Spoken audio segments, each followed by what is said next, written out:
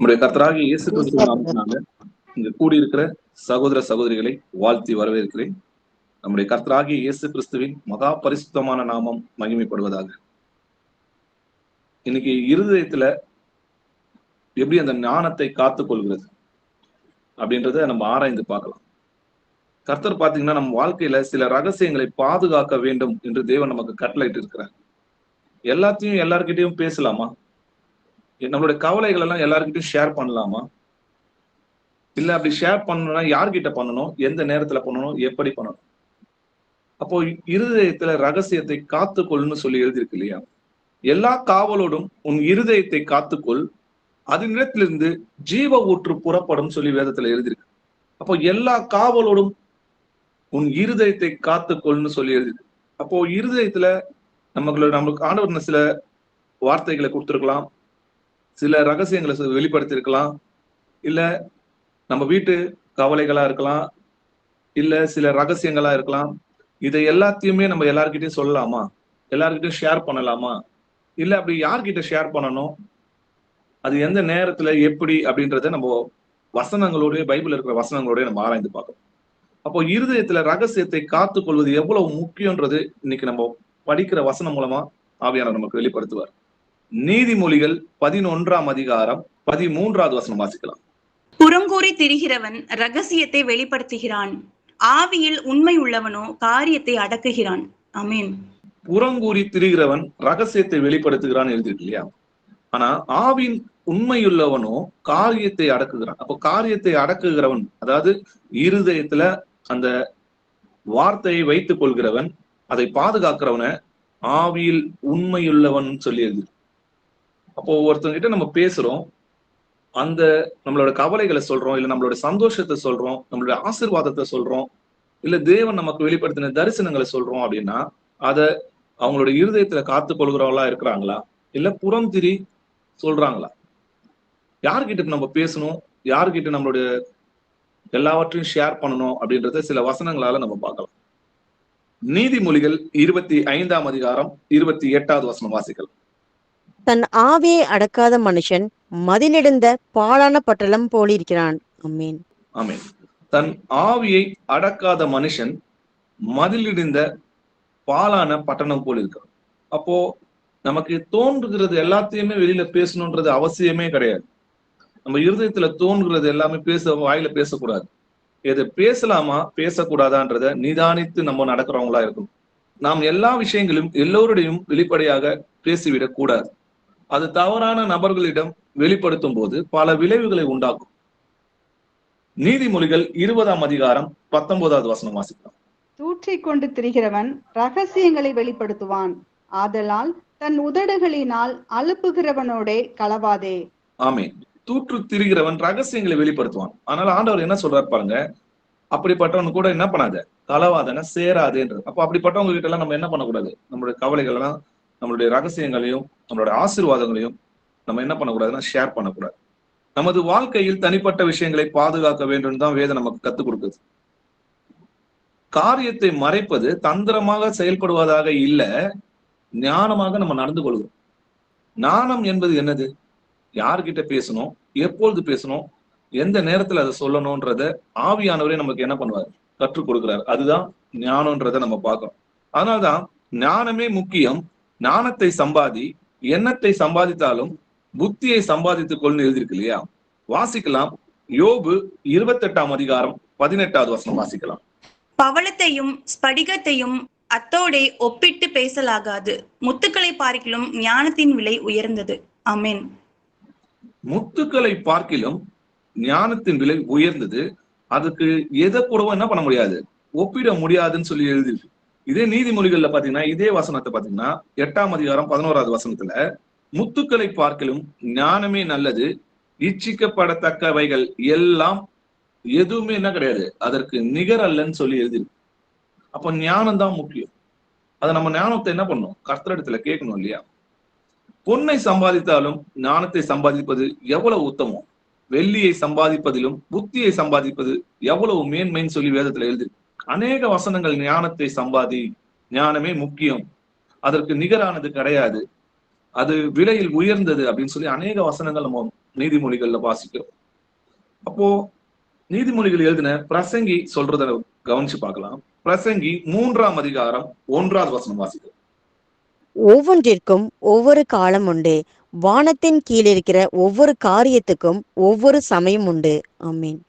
ஆமீன். நீங்க பிரசங்கி 3ஆம் அதிகாரம் படிச்சு பாத்தீங்கன்னா எல்லாத்துக்கும் ஒரு காலம் உண்டு, நடக்க ஒரு காலம் உண்டு, பிடுங்க ஒரு காலம் உண்டு அப்படி இருக்கும். அதுலயே நீங்க 7வது வசனம் வாசிச்சு பாத்தீங்கன்னா கிழிக்க ஒரு காலம் உண்டு, தைக்க ஒரு காலம் உண்டு, மௌனமா இருக்க ஒரு காலம் உண்டு, பேச ஒரு காலம் உண்டு. அப்போ மௌனமா இருக்க காலம் உண்டுன்றதுதான் முதல்ல வருது நம்ம பாக்குறோம். அப்போ இந்த வசனத்தை நல்லா கவனிச்சு பாருங்க.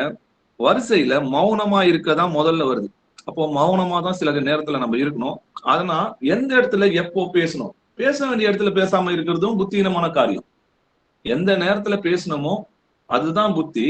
பேச வேண்டிய இடம் இருக்கும், இந்த இடத்துல நம்ம பேசணும் அப்படின்னு ஆவியானவர் சொல்றாருன்னா அந்த இடத்துல நான் அமைதியா இருக்கிறேன்னா அது பேர் ஞானம் கிடையாது. அப்போ எந்த இடத்துல எதை பேசணும், எதை வெளிப்படுத்தணும், எதை மறைக்கணும் அப்படின்றத ஆவியானவரே நமக்கு சொல்லிக் கொடுப்பாரு. ஏன் ஆண்டவர் மௌனமா இருக்கணும் சில இடத்துல அப்படின்னு சொல்றாருன்னு பாத்தீங்கன்னா, நம்ம இருதயத்தை திறந்து வெளிப்படையாக பேசுகிறோம். நம்ம இருதயத்துல ஒண்ணும் இல்லை இல்லையா, நம்ம கள்ளம் கபடை இல்லாம பேசுறோம்.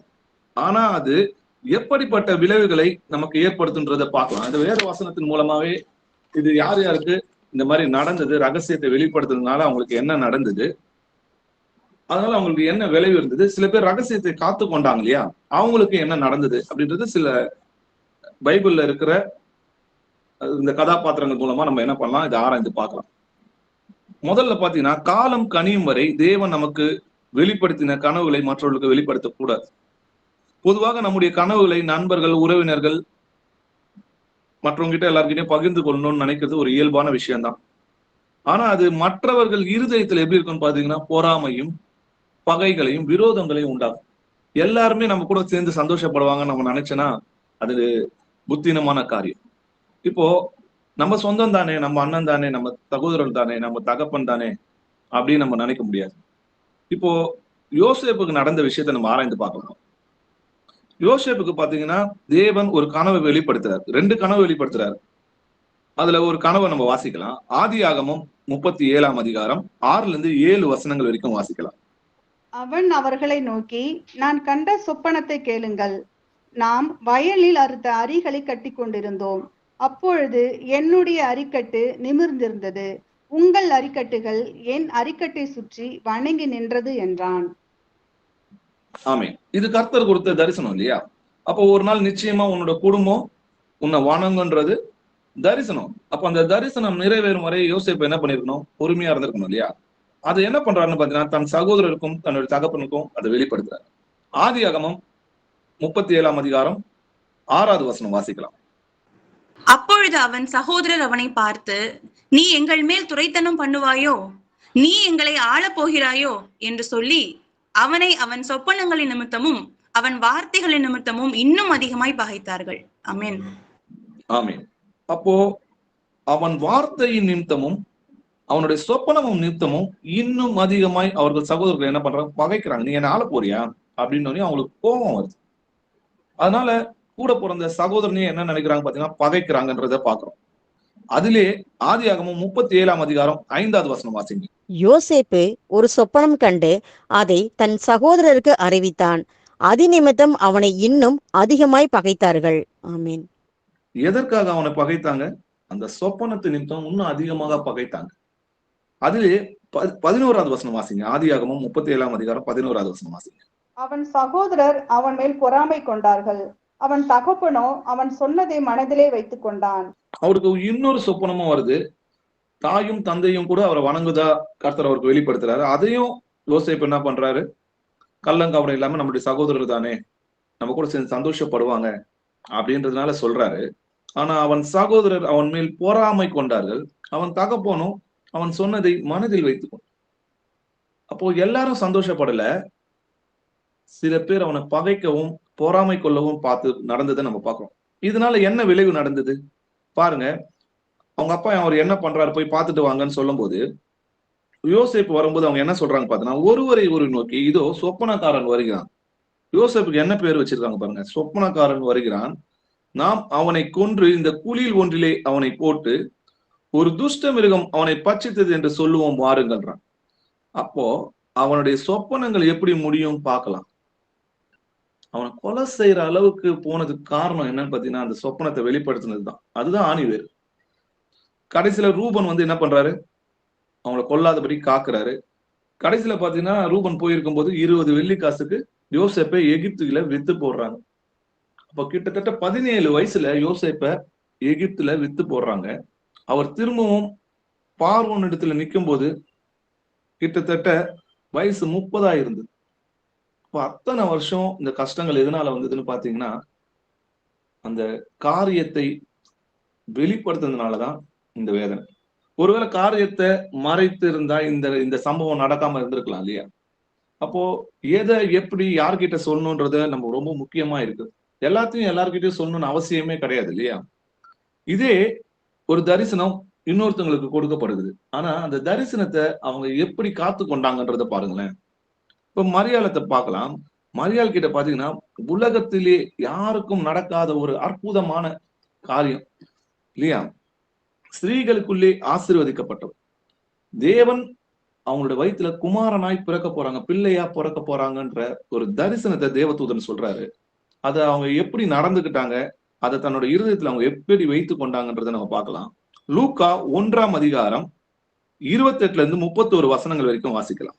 அவள் இருந்த வீட்டில் தேவதூதன் பிரவேசித்து, கிருபை பெற்றவளே வாழ்க, கர்த்தர் உன்னுடனே இருக்கிறார், ஸ்திரீகளுக்குள்ளே நீ ஆசீர்வதிக்கப்பட்டவள் என்றான். அவளோ அவனை கண்டு அவன் வார்த்தையினால் கலங்கி இந்த வாழ்த்துதல் எப்படிப்பட்டதோ என்று சிந்தித்து கொண்டிருந்தாள். தேவதூதன் அவளை நோக்கி, மரியாளே பயப்படாதே, நீ தேவனிடத்தில் கிருபை பெற்றாய். இதோ நீ கர்ப்பவதியாகி ஒரு குமாரனை பெறுவாய், அவருக்கு இயேசு என்று பெயரிடுவாயாக. ஆமென். ஆமென். அப்போ இப்படிப்பட்ட தரிசனம் தேவதூதனால அவங்க பெறாங்க இல்லையா? இதோ நீ கர்ப்பவதியாகி ஒரு குமாரனை பெறுவாய், அவருக்கு இயேசு என்று பெயரிடுவாயாகன்னு சொல்றாங்க இல்லையா? அப்போ தேவனே அவங்களுடைய வயிற்றுல குமாரனாய் பிறக்கிறார். அது பரிசுத்தம்னு சொல்லி நம்ம பாக்குறோம்ல. ஆனா அதை யாருக்காவது அவங்க வெளிப்படுத்தினாங்களா அப்படின்னு பாத்தீங்கன்னா லூக்கா 2ஆம் அதிகாரம் 19வது வசனம் வாசிக்கலாம். மரியாளோ அந்த சங்கதிகளை எல்லாம் தன் இருதயத்திலே வைத்து சிந்தனை பண்ணினாள். ஆமீன். ஆமேன். இதை வந்து மரியாள் வந்து எல்லாருக்கும் வெளிப்படுத்தினாங்கன்னு சொல்லி எந்த இடத்துலயும் வசனம் இல்லை. யோசேப்பு அவங்களை என்ன பண்றாரு, ரகசியமா தள்ளி விடலாம்னு நினைக்கும் போது கூட தேவதூதர் தான் சொப்பனத்துல யோசேப்புக்கு தரிசனமாகி, இது தேவனால் உண்டானது, இது பரிசுத்தம் உள்ளது, அதனால உன் மனைவியை சேர்த்துக்கொள்னு சொல்லி யோசேப்புக்கு வெளிப்படுத்துறதே தேவதூதன் தான். மரியாள் அதை சொல்லல. அவங்க இருதயத்துல அதை வச்சு வைத்து கொண்டாங்க, காத்து கொண்டாங்கன்னு இன்னொரு வசனமும் இருக்குது. லூக்கா 2ஆம் அதிகாரம் 51வது வசனம் வாசிக்கலாம்.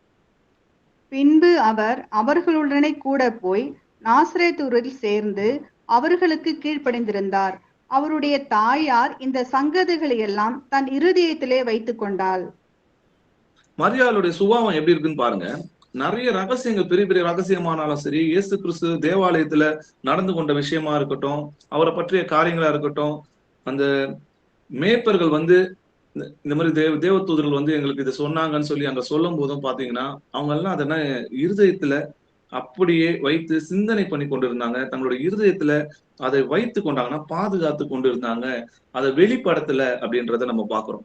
அப்போ நம்ம எல்லாத்தையும் எல்லார்கிட்டையும் சொல்லலாமா அப்படின்னும் போது நம்ம சிலதை கேள்வி கேட்டு பார்க்கணும் இல்லையா? நம்மளுடைய கஷ்டங்களை யாரிடம் பகிர்ந்து கொள்ள வேண்டும் என்பதில் நம்ம கவனமா இருக்கணும். தேவன் உங்களை குணப்படுத்திய பிறகு சொல்வதுதான் அது சாட்சி. ஒரு காரியத்தை ஆண்டவர் நமக்கு செய்து முடிச்ச பிறகு கர்த்தர் எனக்கு இதை செய்தார் சொன்னா அது சாட்சி. குணப்படுத்தி கொண்டு இருக்கும் போதே அதை நம்ம போய் எல்லார்கிட்டையும் சொன்னோம்னா அது காயம். அந்த காயம் இன்னும் ஆறல. ஆறின பிறகுதான் அது சாட்சியா நம்ம சொல்லணும். பலர் செய்யும் தவறு என்னவென்றால், தங்களுக்குள் இருக்கும் போராட்டம், இல்ல ரகசிய பாவங்கள், இல்ல நடந்து கொண்டிருக்கும் போர்கள், இல்ல போராட்டங்க, இதை வந்து என்ன பண்ணுவாங்கன்னா மற்றவங்ககிட்ட ஷேர் பண்ணணும்னு நினைப்பாங்க. நீங்கள் கூர்ந்து கவனிங்கள். நான் உங்களை தனிமையில் துன்பப்பட வேண்டும் என்று நான் சொல்லவே இல்லை. ஆனா யார்கிட்ட நம்ம ரகசியத்தை பகிர்ந்து கொள்ளணும், எப்போ சொல்லணும், எந்த சூழ்நிலையில அதை நம்ம வெளிப்படுத்தணும் அப்படின்றதுதான் நம்ம கவனமா இருக்கணும். இப்போ உதாரணத்துக்கு பாத்தீங்கன்னா, நீங்கள் சொஸ்தமடையும்படிக்கு உங்கள் குற்றங்களை ஒருவருக்கு ஒருவர் அறிக்கையிட்டு ஒருவருக்காக ஒருவர் ஜெபம் பண்ணுங்கள்னு எழுதியிருக்கு. அப்போ நீதிமான் செய்யும் ஊக்கமான வேண்டுதல் மிகவும் பலன் உள்ளதா இருக்கு. அப்போ நீங்கள் சொஸ்தமடையும்படிக்கு உங்கள் குற்றங்களை ஒருவருக்கு ஒருவர் அறிக்கையிட்டு ஒருவருக்காக ஒருவர் ஜெபம் பண்ணுங்கள். அப்போ நம்ம கேட்க வேண்டிய கேள்வி என்னன்னா, இந்த வசனத்துக்கு நம்முடைய ரகசியங்களை எல்லோரிடம் பகிர்ந்து கொள்ளலாமா அப்படின்னு கேட்டீங்கன்னா பதில் இல்லைன்னு தான் அர்த்தம். இல்ல, நம்ம எல்லாருக்கிட்டையுமே நம்ம எல்லோருடைய குற்றங்களையும் பகிர்ந்து கொள்ள கூடாது. அப்போ நம்முடைய போராட்டங்களையும் ரகசியங்களையும் யாரிடம் பகிர்ந்து கொள்ள கூடாதா? அதுக்கு பதில் இல்ல, நம்ம பகிர்ந்து கொள்ளணும். ஆனா யார்கிட்டன்னு பாத்தீங்கன்னா, உங்களுக்காக ஜெபிப்பவரிடமும் உங்கள் நன்மையை விரும்புவவரிடமும் இருதயத்தில் தன்னுடைய ரகசியத்தை காத்து கொள்கிறவரிடம் தேவ ஆவி அவர்கிட்ட இருக்குது. இவங்க நமக்காக ஜெபம் பண்ணுவாங்க, அந்த ரகசியத்தை வெளியே சொல்லாம பாதுகாப்பாங்க அப்படின்னு நம்ம கர்த்தருக்குள் இருக்கிற சகோதர சகோதரிகள் கிட்ட வெளிப்படுத்தலாம். அவரிடத்துல தேவ ஆவி இருக்குதுன்னு நீங்க விசுவாசிச்சீங்கன்னா அவங்க கிட்ட நம்ம சொல்லலாம். இங்க சிம்சோனோட கதையை பாருங்க. இதுதான் சிம்சோனை வீழ்த்தியது. அவனுடைய பிரச்சனை என்னன்னு பாத்தீங்கன்னா, ரகசியத்தை வெளியே சொன்னதில்லை, யாரிடத்து அந்த ரகசியத்தை சொன்னான் அப்படின்றதுதான் நம்ம பாக்குறோம் இல்லையா? அப்போ சிம்சோன் பாத்தீங்கன்னா தெலிலாள் என்ற ஒரு ஸ்திரீயோட என்ன பண்றான், சிநேகிதமா இருக்கிறான். அப்போ அவன் என்ன பண்றான், அவனை நயம் பண்ணி அவனுடைய மகாபலம் எதினால் உண்டாயிருக்கிறது அப்படின்றத கேட்கிறான். அவனும் நிறைய தடவை மாத்தி மாத்தி சொல்லும் போது அவன் தொடர்ந்து தொல்லம் பண்ணிட்டே இருக்கும்போது, அப்போ அவன் என்ன பண்றான், எதனால உன்னோட பலம் உண்டாயிருக்கு, நான் உன்னை எதனால கட்டினா நீ சிறுமைப்பட்டு போவ எனக்கு சொல்லு அப்படின்னு சொல்லி கேட்டுட்டே இருக்கும்போது, இவனுக்கு ஏற்கனவே ஒரு அனுபவம் இருக்கு. இதே மாதிரி ஒரு ரகசியத்தை வெளிப்படுத்தி அந்த பெண் என்ன பண்ணா, அந்த ரகசியத்தை இன்னொரு கிட்டே சொல்லி இவனுக்கு நஷ்டம் உண்டானது. அப்படி இருந்தும் அவன் பலவானா இருந்தாலும் கூட ஞானம் இல்லாதவனா இருந்தான். அதனால்தான் தன் இருதயத்தில் இருக்கிறது எல்லாத்தையும் என்ன பண்ணா, அந்த ஸ்திரீக்கு வெளிப்படுத்துறான் இல்லையா? வாசிக்கலாம், நியாயாதிபதிகள் 16ஆம் அதிகாரம் 17வது வசனம் வாசிக்கலாம். தன் இருதயத்தை எல்லாம் அவளுக்கு வெளிப்படுத்தி, சவரகன் கத்தி என் தலையின் மேல் படவில்லை, நான் என் தாயின் கர்ப்பத்தில் பிறந்தது முதல் தேவனுக்கென்று நசரேயனானவன்.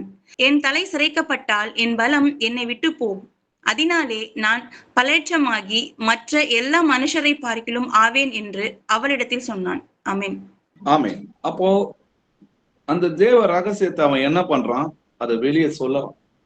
நல்லா எல்லாரும் நான் என்ன நினைச்சுக்கிறாங்கன்னு பாத்தீங்கன்னா, அந்த முடியில தான் அவனுக்கு பலம் இருந்தது. நிச்சயமா இல்லைங்க. அந்த பலத்துக்கான அடையாளமா தான் இருந்தது அவனுடைய பலம் பரிசுத்த ஆவியானவர்.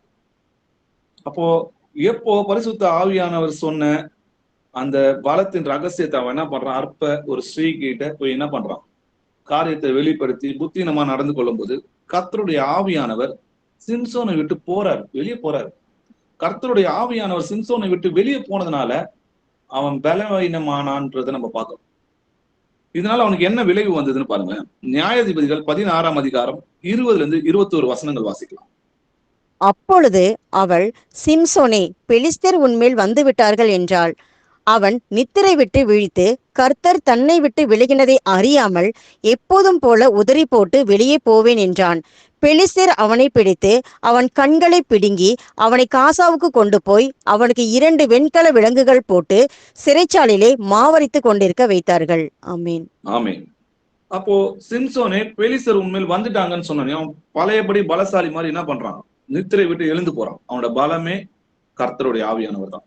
இன்னைக்கு உங்களுக்கும் எனக்கும் பலம் யாருன்னு பாத்தீங்கன்னா கர்த்தருடைய ஆவியானவர் தான். அப்போ சிம்சோனை போல நம்ம புத்தினமான காரியங்களையோ இல்ல தேவனை துக்கப்படுத்தும் காரியங்களையோ இல்ல அவருக்கு பிரியம் இல்லாத காரியங்களையோ நம்ம செஞ்சோம்னா கர்த்தர் நம்மை விட்டு வெளியேறுவார்.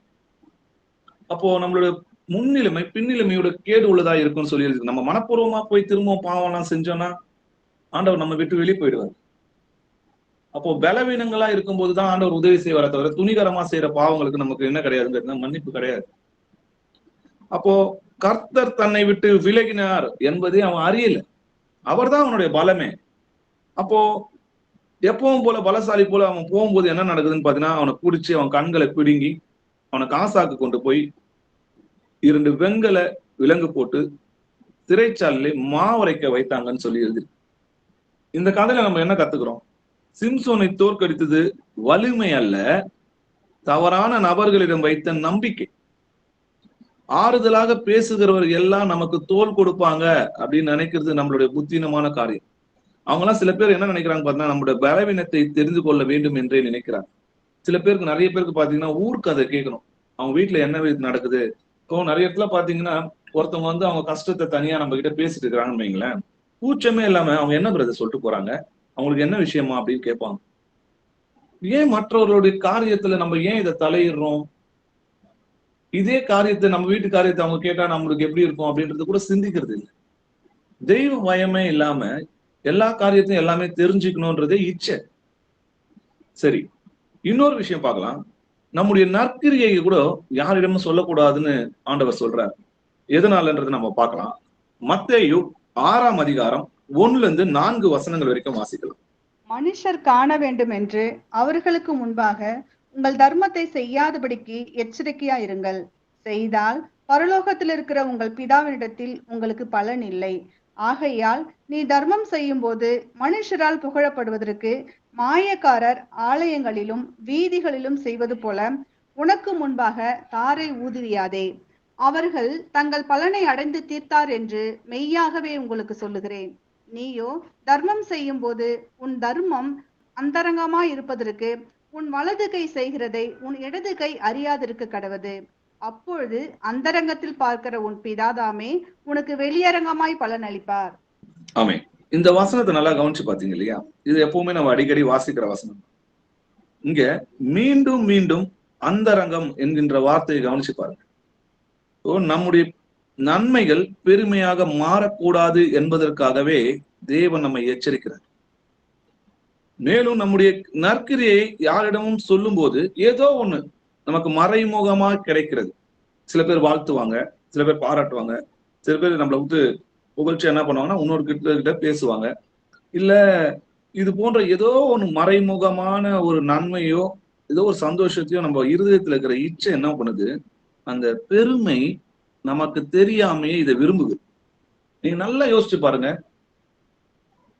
வலது கைக்கு செய்யறது இடது கைக்கு தெரியக்கூடாதுன்னு கருத்தை சொல்றாரு. இப்போ அப்படிப்பட்ட காரியங்கள்ல நம்ம மறைமுகமா தான் செய்யறோம். சில காரியங்கள் மறைமுகமா செய்யறோம். ஆனா இதை செய்யறதை நம்ம யார்கிட்ட ஷேர் பண்ணும்போது ஏதோ ஒண்ணு நமக்கு என்ன கிடைக்குதுன்னு பார்த்தீங்கன்னா நம்மளுக்கு கிடைக்குது.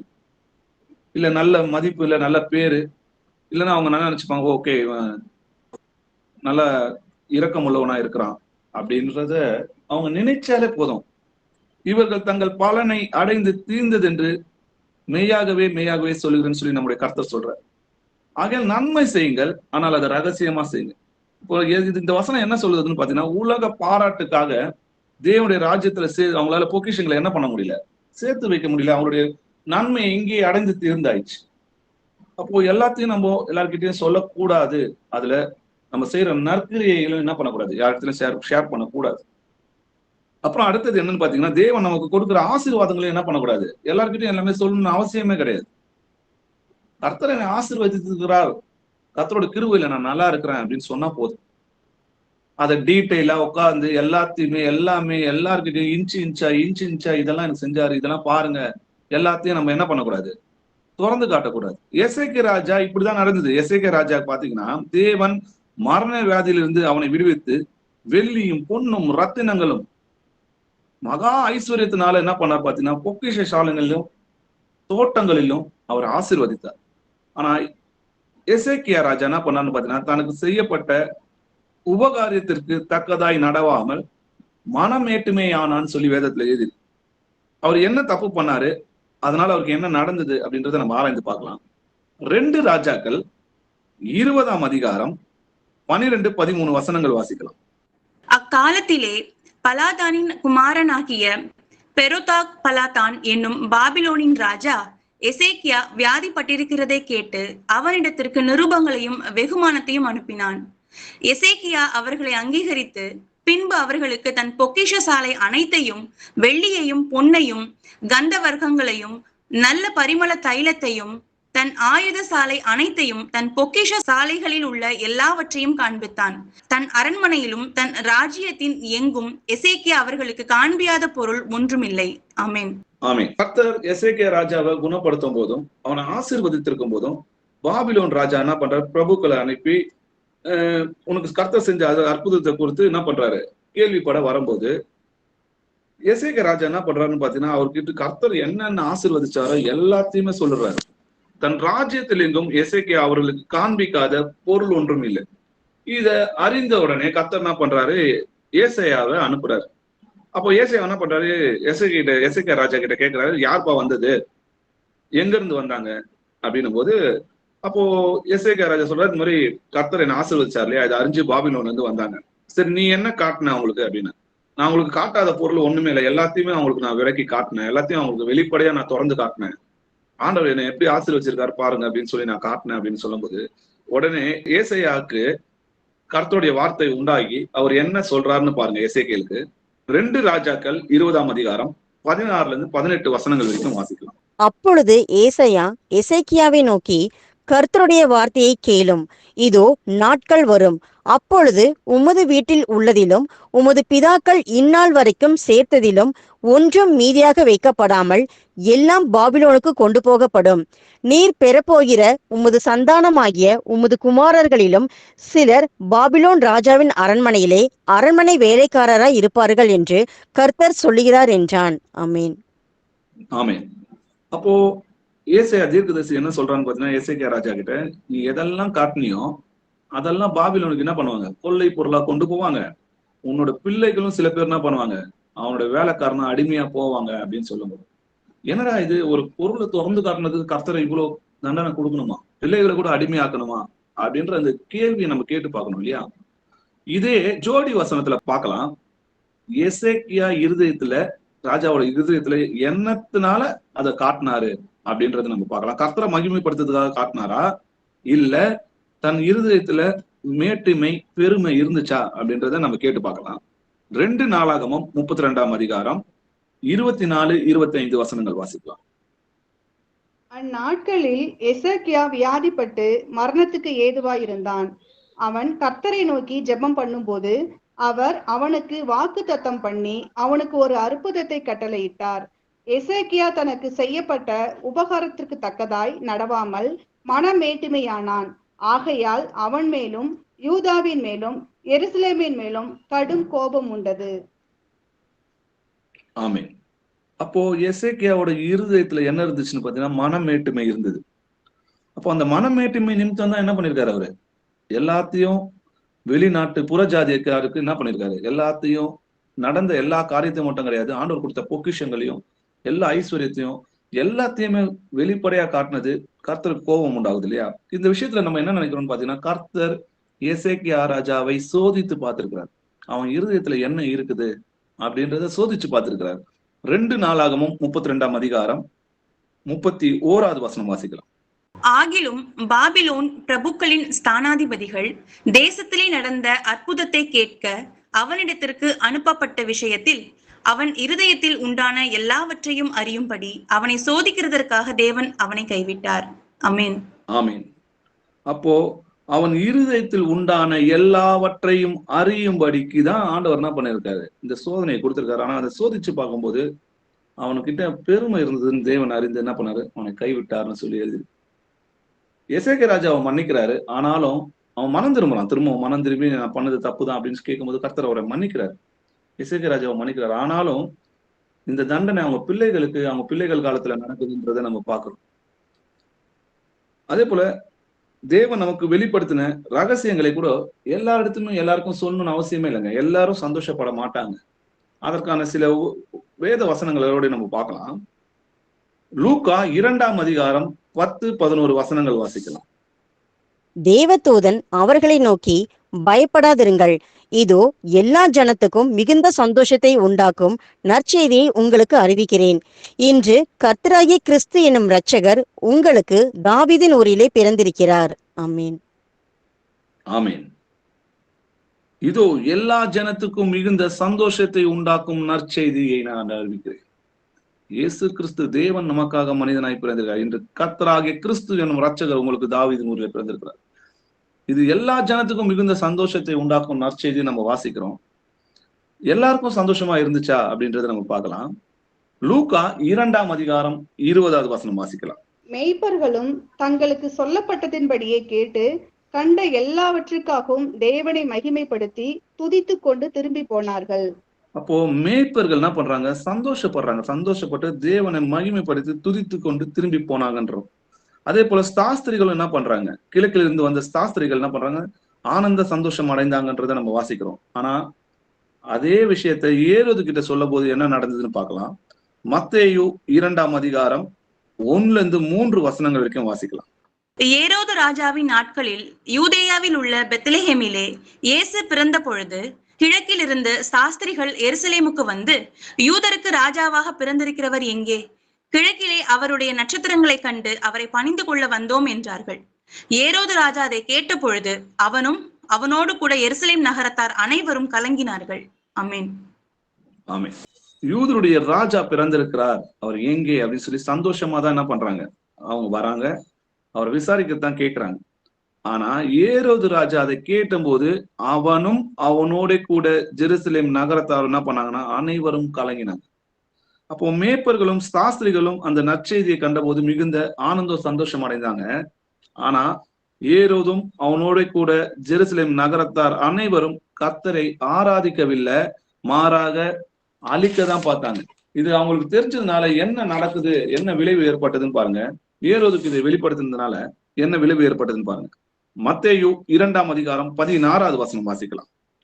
அப்பொழுது ஏரோது தான் சாஸ்திரிகளால் வஞ்சிக்கப்பட்டதைக் கண்டு மிகுந்த கோபம் அடைந்து ஆட்களை அனுப்பி தான் சாஸ்திரிகளிடத்தில் திட்டமாய் விசாரித்த காலத்தின்படியே பெத்லெஹேமிலும் அதன் சகல எல்லைகளிலும் இருந்த 2 வயதுக்குட்பட்ட எல்லா ஆண் பிள்ளைகளையும் கொலை செய்தான். ஆமென். ஆமென். அப்போ ஏரோது என்ன பண்றான், சாஸ்திரி கிட்ட தந்திரமா பேசி, நீங்க முதல்ல அந்த இடத்த போய் பார்த்து எனக்கு அதை சொல்லுங்க, நானும் வந்து வணங்குறேன்னு சொல்லி தந்திரமா பேசுறான். இன்னைக்கும் பாத்தீங்கன்னா நம்மளுடைய சந்தோஷத்தையும் கவலைகளும் பகிர்ந்து கொள்ளப்படும் சில பேர் தந்திரமா தான் பேசுறாங்க இல்லையா? ஆனா அந்த சாஸ்திரிகளுக்கு தேவதூதர்களால் எச்சரிக்கப்பட்டு நீ ஏரோதை திரும்பி பார்க்க போக வேணாம் அப்படின்னு சொன்னதுனால அவங்க போயிடுறாங்க. அதனால அவன் கோபம் அடைந்து என்ன பண்றான், 2 வயசுக்குட்பட்ட எல்லா ஆண் பிள்ளையும் கொலை செய்தான். அவன் கணக்கு போட்டு பாக்குறான், கிட்டத்தட்ட இந்த 2 வயசுலதான் அந்த குழந்தை இருக்கும் இல்லையா? அதனால எல்லா குழந்தைகளும் அழிக்க பார்த்தான். ஒருவேளை அது அவனுக்கு தெரியாம இருந்திருந்ததா இந்த குழந்தைகள்லாம் பாதுகாக்கப்பட்டிருக்கலாம். அப்போ மனதில் உள்ள அனைத்தையும் வெளிப்படுத்தும் போது உங்களிடத்தில் பெருமையும் மற்றவரிடத்தில் கசப்பையும் பொறாமையும் உண்டாக்குகிறது.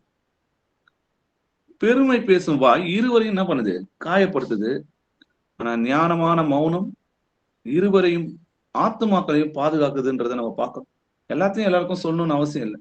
அமைதியா இருக்கிறதும் இந்த விஷயத்துல ஞானமா இருக்குது இல்லையா? அதே போல நம்முடைய காயங்கள், யாராவது நம்மள கோபம் மூட்டியிருப்பாங்க, நம்மள எரிச்சல் மூட்டியிருப்பாங்க, இல்ல பழி வாங்கியிருப்பாங்க, அதை வந்து நம்ம எல்லாருக்கும் சொல்லலாமா? யாரோ ஒருவர் ஏற்படுத்திய காயம், இல்ல அநீதி, இல்ல துரோகம், இல்ல வலி, இதை பற்றி நம்ம ஒரு பேச்சா எல்லாருக்கிட்டையும் பேசிட்டே இருக்கிறோம்னு வைங்களேன், அது என்ன நடக்கும்னு பாத்தீங்கன்னா நம்மள அறியாமலே நம்ம மனதுல கசப்பையும் பழி வாங்கும் உணர்வுகளையும் உண்டாகும். பிரியமானவர்களே, பழி வாங்குதல் எனக்குரியது, நானே பதில் செய்வேன் என்று கர்த்தர் சொல்லியிருக்கிறார். அப்போ நாங்க பழி வாங்கக்கூடாது, நீங்க கோவாக்கனுக்கு இடம் கொடுங்கள்னு சொல்லி ஆண்டவர் நமக்கு சொல்லி கொடுத்திருக்கிறார் இல்லையா? அப்போ உங்களை காயப்படுத்துவதை பற்றி மீண்டும் மீண்டும் நம்ம பேசுறோம்னு வைங்களேன், நம்மளை ஏமாத்திட்டாங்க, இல்ல நம்மள அவமானப்படுத்திட்டாங்க, இல்ல நம்மளை பழி வாங்கிட்டாங்க, இதை பத்தி ஏதோ ஒரு விஷயத்துல நம்ம யாரால பாதிக்கப்பட்டிருந்தோம்னு வைங்களேன், இது தொடர்ந்து பேசுவதால் என்ன நடக்கும்னு பாத்தீங்கன்னா, மனம் விட்டு பேசுவதாக நம்ம சொல்றோம், மத்தவங்கிட்ட ஷேர் பண்ணிக்கிறோம் அப்படின்னு நம்ம சொல்றோம். ஆனா என்ன பண்றோம்னு பாத்தீங்கன்னா, அவன் ஒரே ஒரு முறை தான் நம்மளை காயப்படுத்தியிருப்பான், இல்ல ஒரே ஒரு முறை தான் நம்மள என்ன பண்ணிருப்பான், ரணம் உண்டாக்கியிருப்பான். ஆனா நம்ம என்ன பண்றோம், அதை திரும்ப திரும்ப பேசும்போது ஒவ்வொரு முறையும் அந்த வலியை நம்ம உணர்றோம். அதே அவங்கள மன்னிச்சிட்டோம்னு வைங்களேன், அந்த ஒரே ஒரு அந்த வலிதான், அதை மனப்பூர்வமாய் நம்ம மன்னிக்கும் போது என்ன நடக்குன்றத பாருங்க. எபேசியர் 4ஆம் அதிகாரம் 31, 32 வசனங்கள் வாசிக்கலாம். சகலவிதமான கசப்பும் கோபமும் மூர்க்கமும் கூக்குரலும் தூஷணமும் மற்ற எந்த துர்குணமும் உங்களை விட்டு நீங்க கடவது. ஒருவருக்கொருவர் தயவாயும் மன உருக்கமாயும் இருந்து கிறிஸ்துவுக்குள் தேவன் உங்களை மன்னித்தது போல நீங்களும் ஒருவருக்கொருவர் மன்னியுங்கள். சகல விதமான கசப்பும் கோபமும் மூர்க்கமும் துர்குணமும் தூஷணமும் மற்ற எந்த துர்குணமும் உங்களை விட்டு நீங்க கடவுள். எப்படிங்க நீங்க? அதுக்கு கீழே ஒரு வசனம் சொல்றார், ஒருவருக்கு ஒருவர் தயவாயும் மன உருக்கமாயும் இருந்து கிறிஸ்துவுக்குள் தேவன் உங்களுக்கு மன்னித்தது போல நீங்களும் ஒருவருக்கு ஒருவர் மன்னிக்க.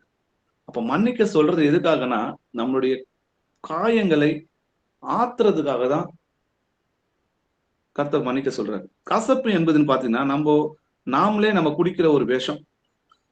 அது என்ன பண்ணணும்னு பாத்தீங்கன்னா, உங்களை காயப்படுத்தியவர் வாழ்க்கையில் தொடர்ந்து அவங்க என்ன பண்ணிருப்பாங்கன்னா வேற இடத்துக்கு போயிருப்பாங்க. அவங்க நம்மள அந்த விஷயத்த மறந்துட்டு அவங்க பாட்டு எங்கேயோ போயிருப்பாங்க. ஆனா நம்ம என்ன பண்றோம், அதை பத்தி பேசி பேசி அதே இடத்துலதான் நம்ம நிக்கிறோம். கடந்து போக முடியல நம்மளால. அப்ப பழி வாங்குதல் எனக்குரியது.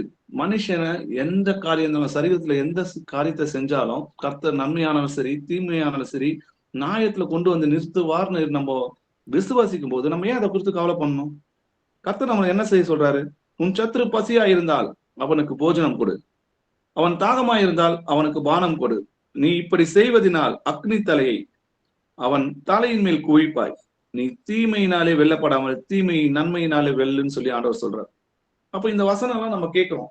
அப்போ சில பேர் என்ன நம்ம புரிஞ்சுப்பாங்க, அப்போ தனிமையில நம்ம போராட வேண்டும் என்று வேதம் சொல்லுகிறதா அப்படின்னு கேட்டா இல்ல. சரியான நேரத்தில் சரியான நபர்களிடம் பேச வேண்டும் என்று அந்த ஞானம் ஆவியானவர் நமக்கு கத்துக் கொடுக்கிறார்.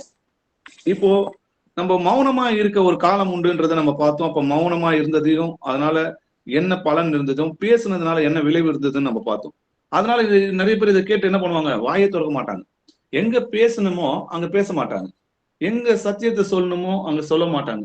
ஏழைகளுக்கு நீதி செய்யணும் இருக்கும், அந்த இடத்துல அவங்க உண்மையை பேசாம வானா நம்ம மௌனமா இருக்கணும், இருதயத்தை காத்துக்கணும்னு சொல்லிட்டு பேச வேண்டிய இடத்துல பேசாம இருக்கலாமான்னு கேட்டா அதுவும் தவறு. பேசுவதற்கு ஒரு காலம் உண்டுன்றதை நம்ம பாக்குறோம். மௌனமா இருப்பதற்கு ஒரு காலம் உண்டு இல்லையா? அது போல பேசுறதுக்கும் ஒரு காலம் உண்டு. இப்போ இது பேசுறதுக்கு ஒரு காலம் உண்டுறதுக்கு நம்ம பைபிள்ல இருந்து சில வசனங்களை நம்ம ஆராய்ந்து பார்க்கலாம். இப்போ எஸ்தர் ராஜாத்தின் ஞானத்தை நம்ம பார்க்கலாம். யூத ஜனங்களை அழித்து கொன்று நிர்மூலமாகும்படி ஆமான் என்ன பண்றான்னு பாத்தீங்கன்னா தீவனையான ஒரு கட்டளைகளை எழுதி அதை என்ன பண்றான், சூசான் அரண்மனையில வெளிப்படுத்தி எல்லாரிடத்திலும் என்ன பண்றான், இந்த யூதர்களை அழிக்கணும்ன்றது அவனோட திட்டமா இருக்கு.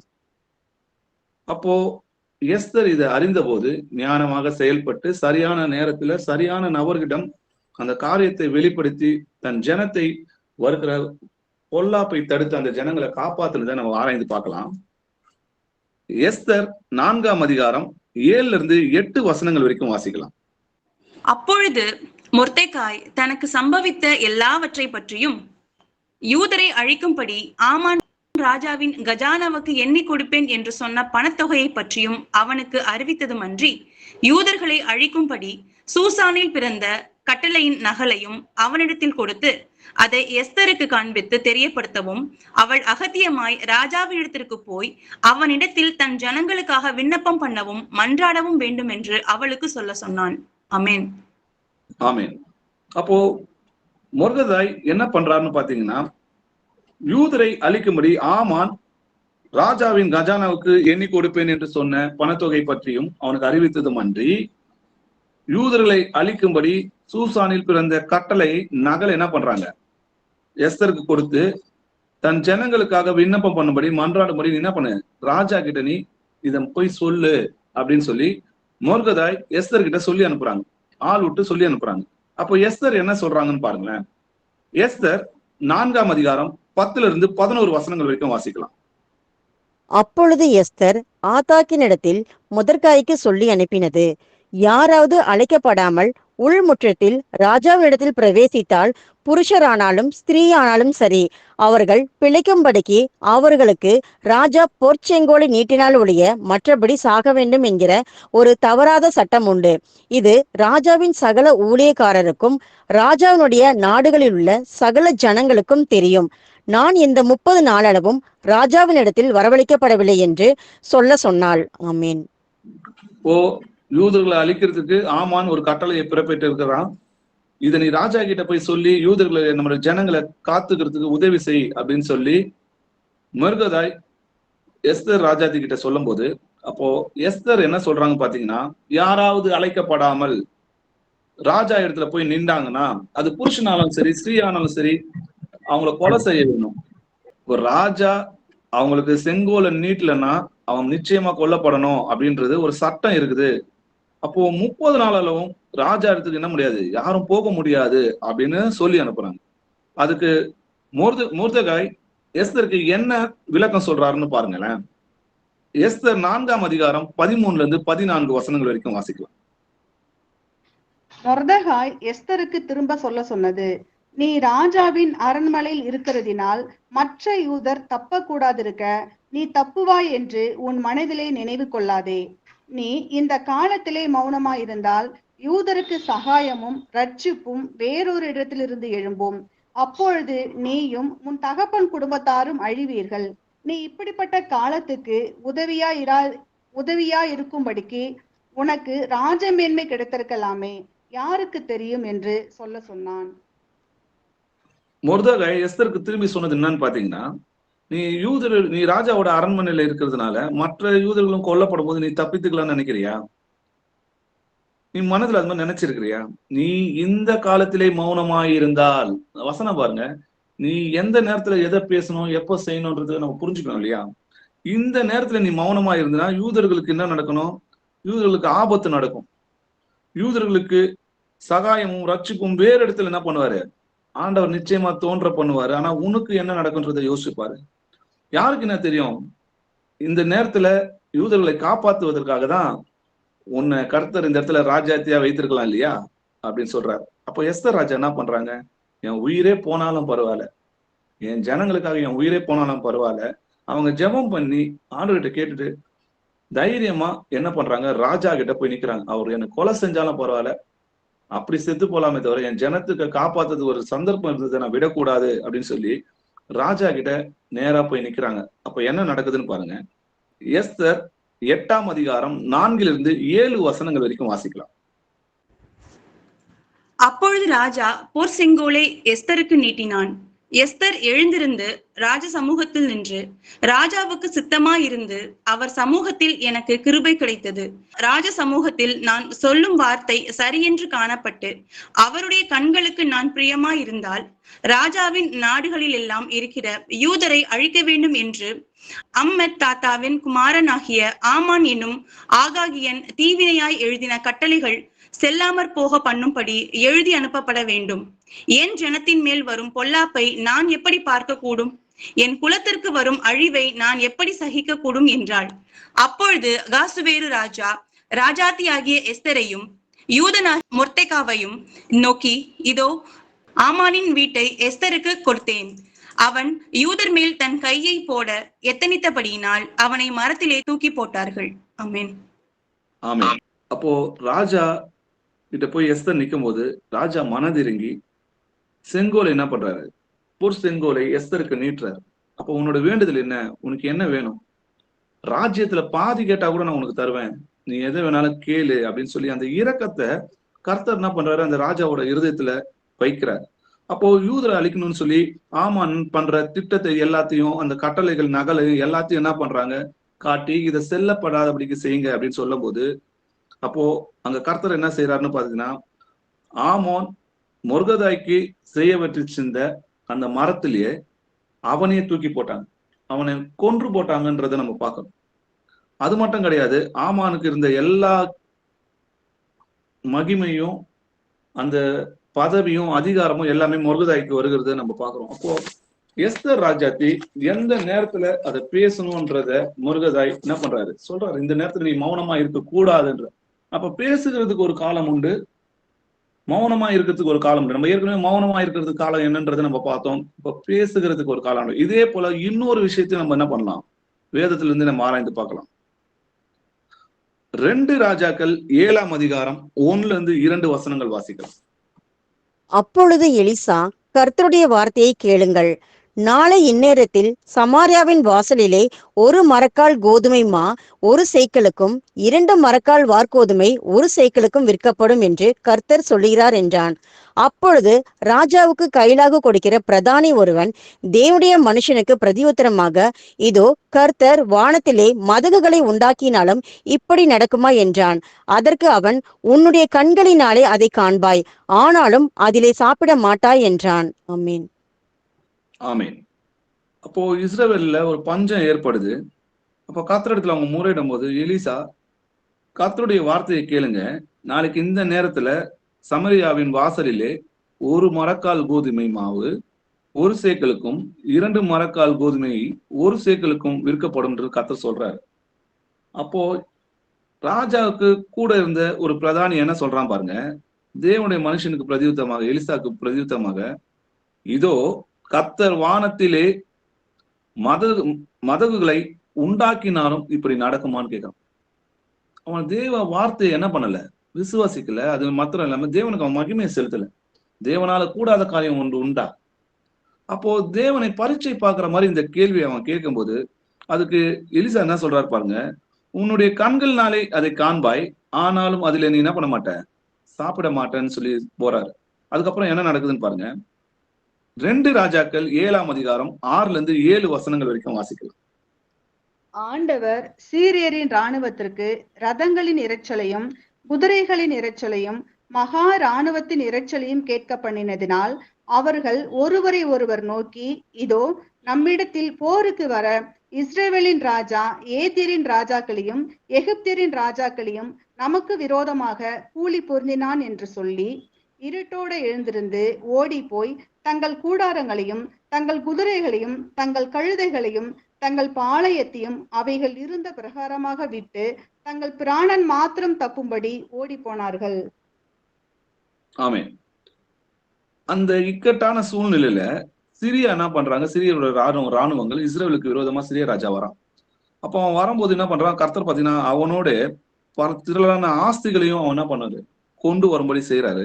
அப்போ இஸ்ரேல் ராஜாவுக்கு விரோதமா வரும்போது கர்த்தர் என்ன பண்றாரு, இரைச்சலையும் ரதங்களின் சத்தத்தையும் குதிரைகளின் இரைச்சலையும் மகா இராணுவத்தின் இரைச்சலையும் கேட்க போனதுனால அவங்க என்ன பண்றாங்க, பயந்து போய் ஒருவருக்கு ஒருவர் என்ன பண்றாங்க, இஸ்ரேல் ராஜா என்ன பண்றாரு, மற்ற எல்லா ராஜாக்களும் எகிப்து ராஜாக்களையும் எத்தியரின் ராஜாக்களையும் என்ன பண்றான், காசு கொடுத்து நம்ம கிட்ட சண்டைக்கு வரதுக்காக இவ்வளவு திரளான இராணுவத்தை கூட்டு வந்திருக்கான், நம்ம இருந்தா என்ன பண்ணுவோம், மறிச்சு போவோம் சொல்லிட்டு உயிர் தப்பிச்சா போதும்னு சொல்லிட்டு எல்லாத்தையும் என்ன பண்றாங்க, விட்டுட்டு ஓடி போறாங்கன்றத பாக்குறோம்.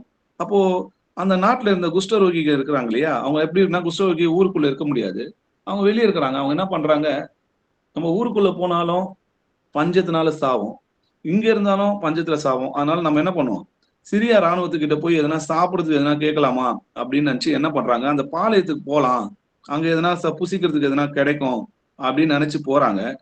அங்க போய் அவங்க விட்டுட்டு போனதை எல்லாத்தையும் பாக்குறாங்க. பார்க்கும்போது என்னன்னு பாத்தீங்கன்னா அநேக பொக்கிஷங்களும் எல்லாமே இருக்குது, ஆனா ஆட்களை காணோம். அப்ப அவங்க என்ன செஞ்சாங்கன்னு பாருங்க. 2 ராஜாக்கள் 7ஆம் அதிகாரம் 8-9 வசனங்கள் வாசிக்கலாம். அந்த குஷ்டரோகிகள் பாளையத்தின் முன்னணி மட்டும் வந்தபோது ஒரு கூடாரத்திற்குள் பிரவேசித்து புசித்து குடித்து அதிலிருந்த வெள்ளியையும் பொன்னையும் வஸ்திரங்களையும் எடுத்துக்கொண்டு போய் ஒளித்து வைத்து திரும்பி வந்து வேறொரு கூடாரத்திற்குள் பிரவேசித்து அதிலிருந்தும் அப்படியே எடுத்துக்கொண்டு போய் ஒளித்து வைத்து பின்பு அவர்கள் ஒருவரை ஒருவர் நோக்கி, நாம் செய்கிறது நியாயம் அல்ல, இந்நாள் நற்செய்தி அறிவிக்கும் நாள், நாம் மௌனமா இருந்து பொழுது விடியும் மட்டும் காத்திருந்தால் குற்றம் நம்மேல் சுமரும், இப்போதும் நாம் போய் ராஜாவின் அரண்மனையாருக்கு இதை அறிவிப்போம் வாருங்கள் என்றார்கள். ஆமென். ஆமென். அதே போல அந்த குஷ்டரோகி என்ன பண்றாங்க, அந்த பாளையத்துக்கு போய் பாக்குறாங்க. அப்போ ஒரு கூடாரத்துக்கும் வந்தும்போது பாத்தீங்கன்னா அங்க யாருமே காணோம். அங்க பாத்தீங்கன்னா தங்கமும் வைரமும் வஸ்திரமும் வெள்ளியும் எல்லாமே இருக்கு. அவங்க புசித்து குடித்து அது எல்லாத்தையும் ஒழிச்சு வைக்கணும்னு நினைக்கிறாங்க ஆரம்பத்துல. ஆனா பின்பு அவர்கள் ஒருவரை ஒருவர் நோக்கி என்ன சொல்றாங்க பாருங்க, நாம் செய்கிறது நியாயம் அல்ல, இந்நாள் நற்செய்தி அறிவிக்கும் நாள். அப்போ நாம் மௌனமா இருந்து பொழுது விடிய மட்டும் காத்திருந்தால் குற்றம் நம்மேல் சேரும் சொல்லி ராஜா கிட்ட போய் இங்க நடந்த எல்லாத்தையும் சொல்றாங்க. நம்மளோட ஜனங்களும் பட்னியா இருக்கு இல்லையா, அவங்க எல்லாரும் சாப்பிடணும்னு சொல்லி அவங்க சொல்றாங்க இல்லையா. அப்போ எல்லாரும் என்ன பண்றாங்க, வந்து அந்த கொள்ளை பொருட்களை கொள்ளையடிக்கிறாங்க, அவங்க புசிக்கிறாங்க. கர்த்தர் சொன்னதுபடியே அந்த தீர்க்க தரிசனம் நடக்குது. என்னன்னு பாருங்க. 2 ராஜாக்கள் 7ஆம் அதிகாரம் 16-17 வசனங்கள் வாசிக்கலாம். அப்பொழுது ஜனங்கள் புறப்பட்டு சீரியரின் பாளையத்தை கொள்ளையிட்டார்கள். கர்த்தருடைய வார்த்தையின்படியே 1 மரக்கால் கோதுமை மா 1 சேக்கலுக்கும் 2 மரக்கால் வார்கோதுமை 1 சேக்கலுக்கும் விற்கப்பட்டது. ராஜா தனக்கு கையிலாக கொடுக்கிற அந்த பிரதானியை ஒளிமுக வாசலில் விசாரிப்பாய் இருக்க கட்டளையிட்டு இருந்தான். ஒளிமுக வாசலிலே ஜனங்கள் அவனை நெருக்கி மிதித்ததினாலே ராஜா தேவனுடைய மனுஷனிடத்தில் வந்தபோது சொல்லியிருந்தபடியே அவன் செத்து போனான். ஆமீன். ஆமீன். அப்போ சிரியாவின் பாளையத்துக்கு கொள்ளையிட்டார்கள்னு பாக்குறோம். ஜனங்கள் புறப்பட்டு என்ன பண்றாங்க, கொள்ளையிடுகிறாங்க. கர்த்தர் சொன்னபடியே 1 மரக்கால் கோதுமை மாவு 1 சேக்கலுக்கும் 2 மரக்கால் வார்கோதுமை 1 சேக்கலுக்கும் விற்கப்படும் சொன்னபடியே கர்த்தருடைய வார்த்தை ஒன்றாகிலும் தரையில விழுது. அது மாத்திரம் கிடையாது, ராஜாக்கு கையிலாக கொடுத்த பிரதானி ஒருவன் என்ன சொன்னான், கர்த்தர் வானத்தின் மகதுகளை திறந்தாலும் இது நடக்குமா அப்படின்னு சொல்லி தேவனை பரீட்சை பண்ணி பார்த்தான் இல்லையா? அப்போ அந்த பிரதானிய அதே இடத்துல ஜனங்க மிதிக்கிறாங்க. அவன் கண்களால பார்த்தான், அத ஒன்னையும் அவன் புசிக்காம செத்து போனான்றத பார்க்கணும். அவன் இறந்ததுக்கு காரணம் என்னது? மரணமும் ஜீவனும் நாவின் அதிகாரத்தில் இருக்கும். அதில் பிரியப்படுபவர்கள் அதன் கனியை புசிப்பார்கள். அவங்க மௌனமா இருக்கக்கூடாதுன்னு பேசுனதையும் நம்ம இங்க பார்த்தோம். எந்த இடத்துல எதை சொல்லணும் அப்படின்னு தெரியாம யார் இடத்துல பேசுறோன்றது பயம் இல்லாம தன் நாவினால பேசிதான் என்ன பண்ணான்னு பாத்தீங்கன்னா அந்த ராஜாவோட பிரதானி அழிந்ததை நம்ம பார்க்கிறோம்.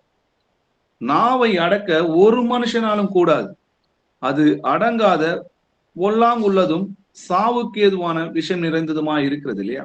அப்போ நாவை அடக்க ஒரு மனுஷனாலும் கூடாதுன்னா நம்ம எப்படி அதை அடக்க முடியும்? அந்த கேள்வியை கேட்டு பார்க்கணும். வேதமே சொல்லுது அதை அடக்க முடியாதுன்னு.